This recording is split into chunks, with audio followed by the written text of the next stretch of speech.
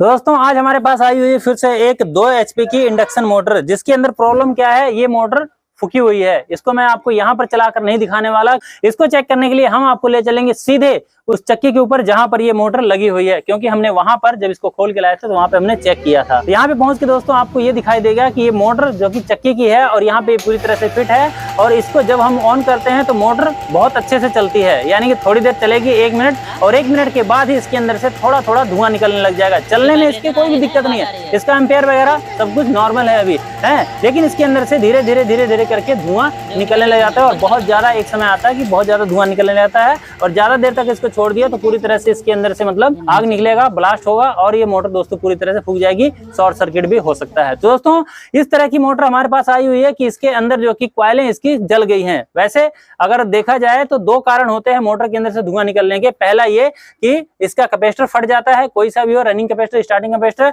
या इसकी कॉइलें खराब हो जाए यानी फूक जाए, सड़ जाए, उसकी वजह से इसके अंदर धुआं निकलता है। लेकिन अभी जो है कि प्रॉब्लम जो है दोस्तों वो कॉइलों के जलने की है, क्योंकि दोस्तों इसका कैपेसिटर दोनों के दोनों सही है। आप देखेंगे सब तरफ से इसके कैपेसिटर के अंदर कोई भी दिक्कत नहीं है। इसका जो स्टार्टिंग कैपेसिटर दोस्तों वो 150-200 MFD का लगा हुआ है, और इसका जो रनिंग कैपेसिटर दोस्तों वो 25 MFD का लगा हुआ है, जो कि बिल्कुल सही है। दोस्तों इसकी वाइंडिंग करेंगे, तो इसको दोस्तों वाइंडिंग करने से पहले इस मोटर को दोस्तों खोलते कैसे हैं, ओपन कैसे करते हैं, आज की इस वीडियो के अंदर हम आप लोगों को प्रॉपर तरीके से बताने वाले हैं। क्योंकि दोस्तों मोटर को खोलने में बहुत लोग कई बार उसके कवर को तोड़ देते हैं, कई बार उसकी जो कि बैरिंग को खराब कर देते हैं, कई बार दोस्तों कनेक्शन वगैरह, कनेक्शन प्लेट वगैरह सब कुछ इधर उधर कर देते हैं, मतलब बहुत सारी गड़बड़ हो जाती है, दिक्कत हो जाती है, जिसकी वजह से उनको आगे चल के बहुत ज्यादा परेशानी होती है। तो दोस्तों इस तरह का कोई प्रॉब्लम हमें आगे ना हो, इसके लिए हमें किन बातों का ध्यान रखना चाहिए, आज की इस वीडियो के अंदर मैं आप लोगों को बताने वाला हूँ। तो चलिए दोस्तों वीडियो स्टार्ट करते हैं। मैं हूँ रामू प्रसाद और आप हैं ऐसी सॉल्यूशन यूट्यूब चैनल पर। चलिए शुरू करते हैं।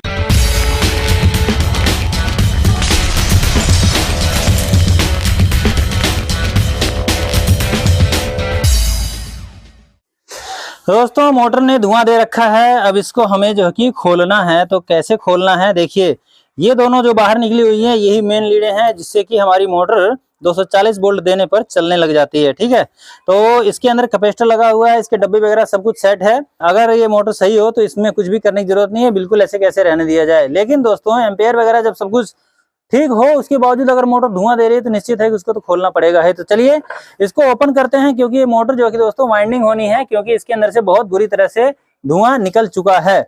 तो कहां से इसको खोला जाता है, कैसे खोला जाता है, उससे पहले दोस्तों हम आपको दिखा देते हैं कि इसके अंदर, यानी कि क्योंकि इसको आपको वाइंडिंग करने के बाद में इसका कनेक्शन भी करना पड़ेगा है। तो पहले आपको हम इसको यहाँ से कनेक्शन दिखा देते हैं, कनेक्शन किस तरह से किया जाता है, ताकि आप इसको बाद में ऐसे के ऐसे कर सको।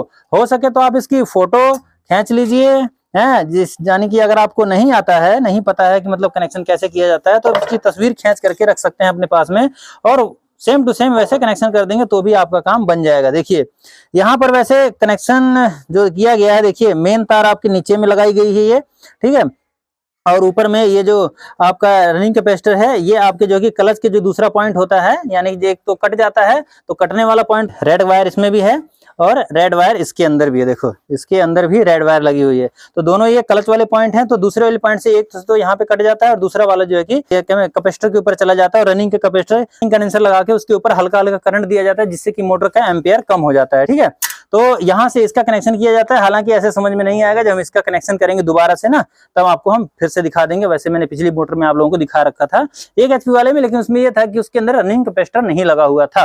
ठीक है, तो इस प्रकार से इसका कनेक्शन किया जाता है। खैर जब आप मोटर कोई मतलब फूकी हुई खोलते हैं तो कई बार उसका कैपेसिटर हो सकता है चार्ज हो रखा हो, क्योंकि उसकी अगर स्टार्टिंग बोल गई होगी तो वो कैपेसिटर चार्ज हो सकता है। इसलिए आप उसको क्या कीजिए, डिस्चार्ज कर लीजिए। कैसे डिस्चार्ज आपको करना है, सिंपली आपको इस तरह से तार निकालना है। देखिए यहाँ पे लगा हुआ है आपका ये तार यहाँ पे, तो इसके ऊपर ऐसे स्पार्किंग कर लीजिए ताकि डिस्चार्ज हो जाए। इसी तरह से स्टार्टिंग का जो कैपेसिटर है उसको भी आपको डिस्चार्ज कर लेना, जिसके 2 पॉइंट हैं इसके ऊपर इस तरह से, नहीं तो बहुत तेज से आपको झटका लगेगा अगर ये चार्ज होगा तो दोस्तों इस मोटर को ओपन करने के लिए आपको सबसे पहले पीछे का ये जो फैन कवर है यहाँ पे, ठीक है, यहाँ पे अभी आपको कुछ नहीं करना है, पहले आपको यहाँ से कर लेना है इस जगह से। ठीक है, तो ये फैन कवर आपको पहले खोल लेना है।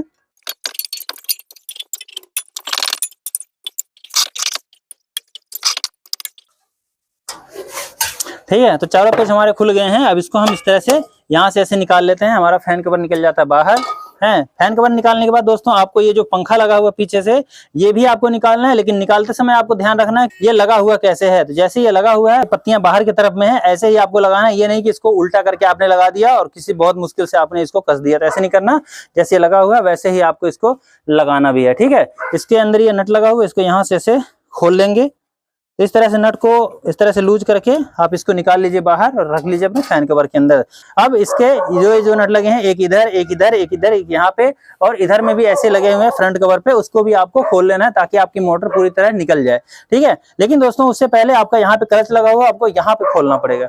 तो चलिए दोस्तों अब इसके पीछे का ये नट खोल लेते हैं। इसको खोलने के लिए हम इस प्रकार से एक टी का इस्तेमाल करेंगे जो कि 11 नंबर की है, और 11 नंबर की टी ही 3 फेज की मोटर हो चाहे सिंगल फेज की हो, ज्यादातर मोटरों में यानी कि 5 HP 10 HP तक की मोटरों में यही वाले नट लगते हैं जिसमें 11 नंबर के टी से या चाबी से खुल जाती है वो, ठीक है। टी ज्यादा आसान होता है, चाबी इतनी आसान नहीं होती। तो चारों के चारों बोल्ट दोस्तों खुल गए हैं। अब इसको दोस्तों हमें इसको पीछे की तरफ में ऐसे खोलना है। तो कैसे खोलेंगे आप, क्योंकि आगे वाला तो अभी हमने नट को खोला नहीं है, तो हमें पीछे वाले को केवल खोलना है। तो इसको खोलने के लिए आपको इस प्रकार से एक हथौड़ी लेना है और इस प्रकार से एक सापट ले लेना है, या तो एक छेनी ले लेनी है, छेनी कुछ इस तरह की। और इसको लेने के बाद में आपको इसको हल्का हल्का ऐसे, ये नक्के जो दिखाई दे रहे हैं आपको, यहाँ पे हल्का हल्का ऐसे मारना है, ठीक है। इधर से मार दीजिए और यहाँ से ऐसे मार देना है, ठीक है। यहाँ से ऐसे मार सकते हैं दोनों तरफ से।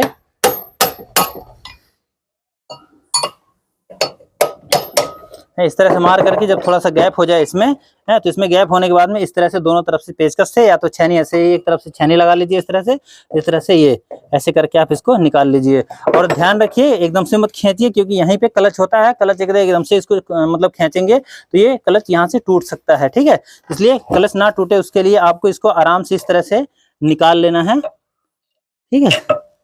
देखिए यहाँ पे ये हमारी क्लच लगी हुई है, ठीक है। तो दोस्तों इस मोटर के अंदर आप देख सकते हैं कॉयलें तो जली हैं, लेकिन सारी की सारी नहीं जली हैं।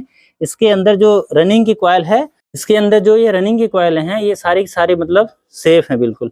लेकिन अगर कोई ये कहे कि मैं इसकी केवल स्टार्टिंग की कॉयल डाल दूं, रनिंग की कॉयल नहीं डालूंगा, तो दोस्तों ऐसा पॉसिबल नहीं होगा। ऐसे में ऐसा होता है कई बार कि जब हम इसकी स्टार्टिंग की कॉयल डालने की कोशिश करेंगे, उसके लिए उसको हम काटेंगे, तो हमारी जो रनिंग की कॉयल होती है ये भी स्क्रैच लग जाते हैं इसके अंदर भी, और इसके अंदर भी प्रॉब्लम आ जाती है, जिसकी वजह से कि हमारी जो रनिंग की कॉयल है वह भी छिल जाती है, खराब हो जाती है। लेकिन दोस्तों यहाँ पर बात आती है कि ये जो स्टार्टिंग की कॉयल है ये फूकी क्यों जल रही है, आखिर इसके ऊपर आखिर ऐसा हुआ क्यों। तो दोस्तों इसमें ये हो सकता है कि आपका ये जो क्लच है ये क्लच दोस्तों ये मतलब खुल नहीं रहा होगा, ठीक है। जब ये छोड़ेगा नहीं, क्लच खराब हो जाता है, यानी कि जब चिपक जाता है तब ऐसी दिक्कत आती है।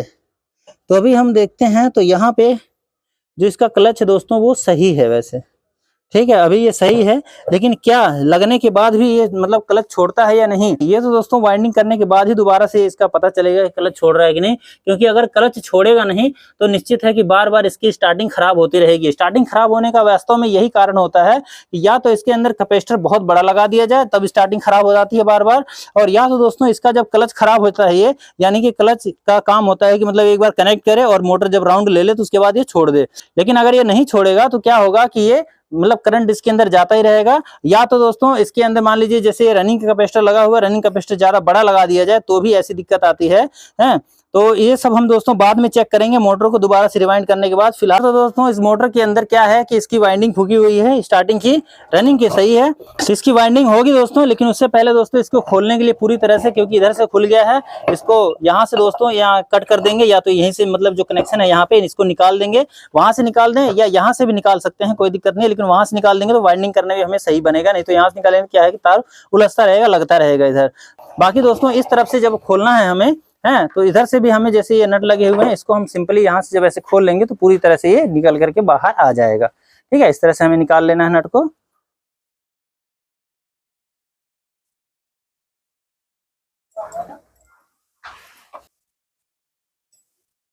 दोस्तों इधर के भी चारों बोल्ट हमारे खुल गए हैं, इसको भी हम इसके अंदर रख देंगे, और क्योंकि दोबारा हमें इसके अंदर लगाना है। और यहाँ से भी दोस्तों हल्का सा ऐसे आप हथौड़ी से भी मार के कर सकते हैं, लेकिन क्या होता है नक्का अगर ज्यादा इधर उधर ऊपर से लग गया चोट तो टूट सकता है, इसलिए आप इसको भी यहाँ से हल्का सा चोट मारेंगे और इस तरह से कर देंगे तो ये खुल करके बाहर आ जाएगा, ठीक है। इस तरह से कर देंगे तो ये आपका आराम से ये इस तरह से बाहर आ जाता है। तो दोस्तों ये मोटर हमारी पूरी तरह से खुल गई है। इसको वाइंडिंग करने के लिए पूरी तरह से कटिंग के बाद में पूरी तरह से इसकी वाइंडिंग करेंगे, और वाइंडिंग करने के बाद में प्रॉपर तरीके से दोबारा से हम आप लोगों को किस तरह से क्लच की सेटिंग करते हैं, क्योंकि इस बार हमारे पास में जो मोटर आई है उसके अंदर 2 कैपेसिटर लगे थे, पहले वाले में एक ही लगा था। तो रनिंग कैपेसिटर और स्टार्टिंग कैपेसिटर कनेक्शन करने के बाद में क्लच वगैरह कनेक्शन वगैरह कैसे करते हैं, सेट कैसे करते हैं क्लचों के, सब कुछ आपको बताएंगे आगे।